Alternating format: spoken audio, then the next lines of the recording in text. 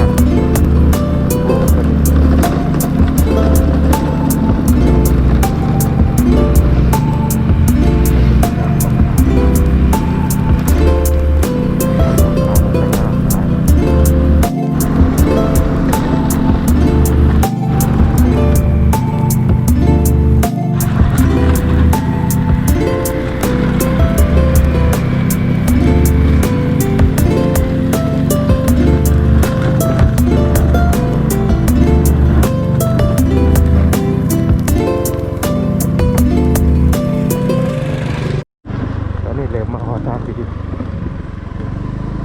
ทางต่างๆสง่าเลยไป